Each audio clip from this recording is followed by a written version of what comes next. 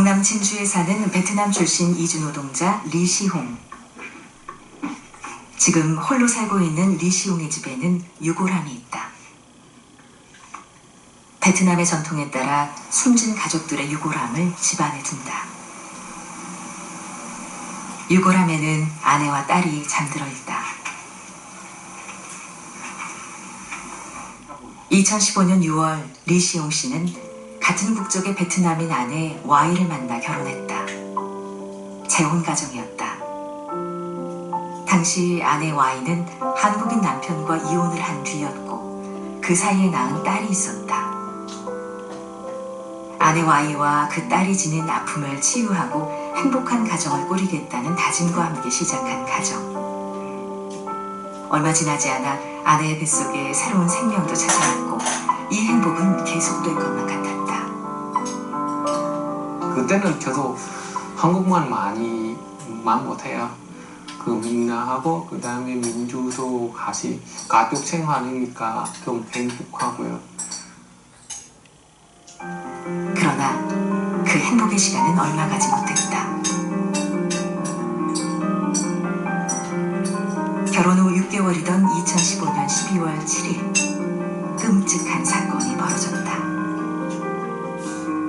아내를 버렸던 한국인 전 남편이 아내와 딸 그리고 태중의 아이까지 살해한 것이다. 리시홍의 행복했던 신혼생활은 6개월 만에 끝났다. 진주에 화장했어요. 우리가 화장 다 하다가 그 다음에 집에 가져와요.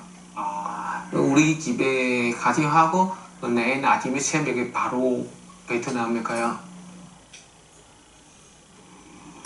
가족을 떠나보낸 지 4년. 리시홍은 사회와 교회 등의 도움으로 평정을 되찾아가고 있다. 한국 남성으로부터 버림받은 여성과 결혼, 그리고 전 남편의 보복. 리시홍은 국제결혼의 복잡하고 슬픈 내막을 모두 떠안고 살아가고 있다.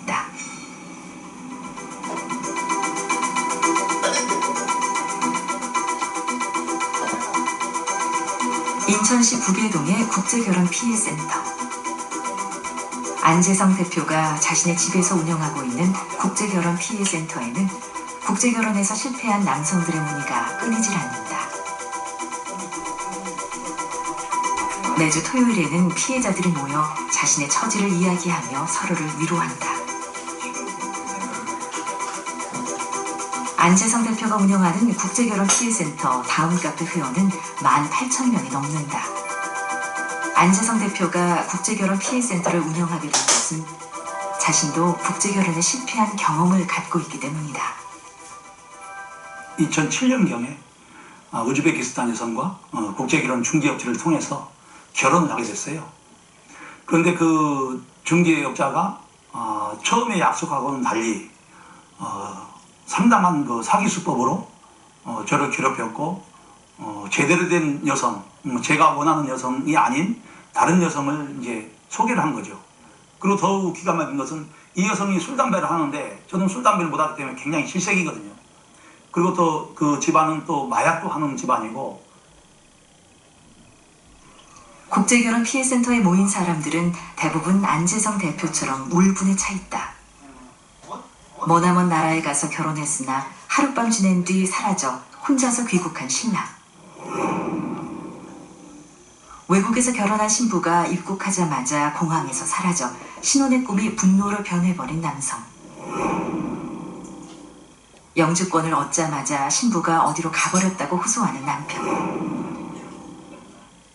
이곳에 모인 사람들은 일반인들이 이해하기 어려운 사연을 갖고 있다. 나이 든 남편하고 마음에도 없이 결혼해놓고 나이가 너무 많다고. 한국에 와서는 이렇게 젊고 잘생긴 남자하고 다시 결혼하는 거예요. 동거한다거나 또 애들로 삼고. 그때는 친구들끼리 남자친구하고 술 먹고 음식 먹는 것까지 동영상 찍어서 여기 올라온 게 있어요. 요번에 카톡 내용은 이제 저분하고 주고받은 걸 다 들어오고 나서 5년 동안 떨어져 살자. 난 이게 행복하다. 돈만 줘라. 그러면 내가 너를 믿을 수 있다.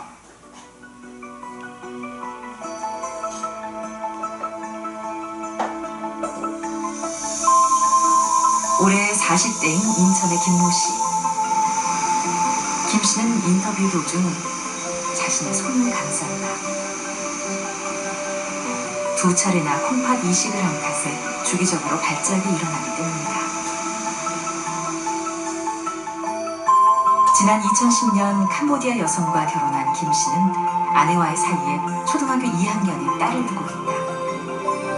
김 씨는 결혼 후 아내의 집으로 매달 30만 원, 40만 원 혹은 50만 원을 환전에 송금했다.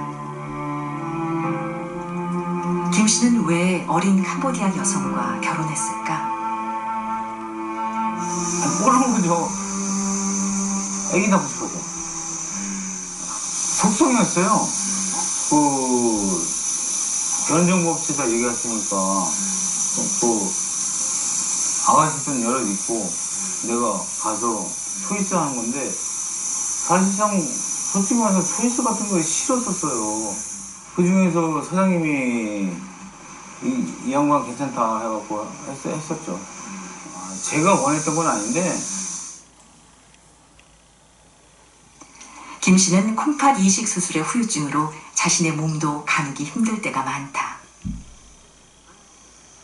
아내가 가볍게 밀기만 해도 픽 쓰러진다. 이 콩팥이 나쁘면요, 근육이 빠져요. 그러면 힘이 없어요. 그러면 툭 치면 밀어서 쓰러져요. 근데 뭐 얘기하게 되면 이렇게, 나 좀 얘기해봐. 그러면 툭 치면 그냥 좀 볼러 떨어지는 거예요. 뭐, 밥은 당연히 안 해주고, 뭐, 노는 날 뭐 쳐다도 안 보고, 그냥 인격적 무시해요, 그냥. 김 씨는 지금 이혼 소송 중이다.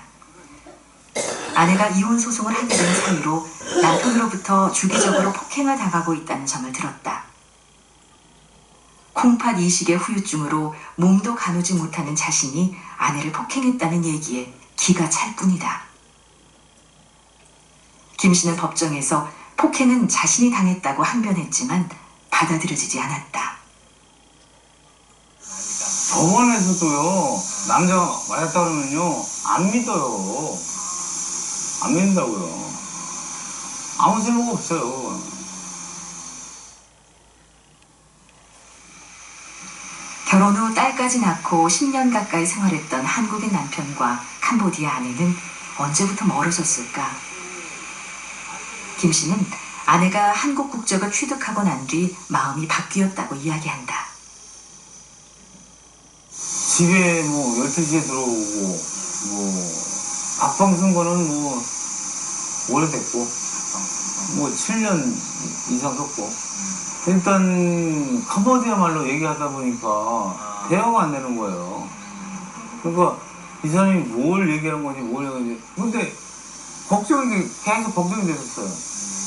왜냐면 그 상대방들이 다 이혼한 애들이에요. 지금도 만난 애들도 결혼 생활이 정상적인 애들이었어요.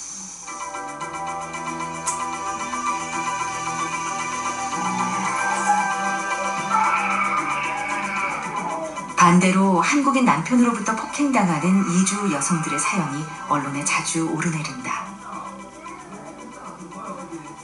전남 영암에서 일어나 전국을 떠들썩하게 했던 이주민 아내 폭행 사건처럼 국제결혼의 폐해는 어제 오늘의 일이 아니다. 그리고 그 피해자의 대부분이 여성이라는 것이 지금까지의 인식이다. 사실은 그동안 결혼이주 여성들이 폭행을 당하는 사례가 여러 차례가 있었습니다. 심지어 남편에 의해 살해까지 당하는 결혼이주 여성들이 여러 명이 있었습니다. 해외 이주 여성들은 일단 약자다. 한국말이 생소하고 한국 사회도 생소하다. 남편으로부터 폭행을 당해도 소통의 어려움 때문에 호소할 곳을 찾지 못한다. 폭행을 당해도 당장에 이혼 소송을 하거나 신고를 할 수 없는 것이 결혼 이주 여성의 현실이다. 휴대폰 영상으로 촬영했던 전남 영암의 폭행 사건처럼 여성들이 남편으로부터 당하는 폭행의 증거를 남긴다는 것은 쉽지 않은 일이다. 때문에 남편의 폭행을 입증하기가 어려운 상황. 그래서 폭행을 당했다 해도 당분간은 참고 살아간다. 결혼 이주 여성의 국적 취득을 위한 신원 보증 같은 체류 자격을 사실상 배우자가 결정하기 때문이다. 입증이 쉬운 거 아니잖아요. 땀에 멋대 때리면 그게 어떻게 입증이에요? 명이 없잖아요. 아무리 엑스레이 찍어도 안 나와요.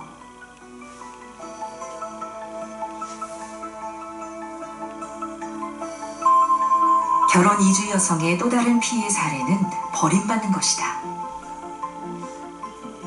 남편으로부터 이혼당해 혼자 사는 경기도 김포의 TN씨. TN은 20살에 결혼했다. TN은 초혼이었지만 남편은 재혼이었다. TN은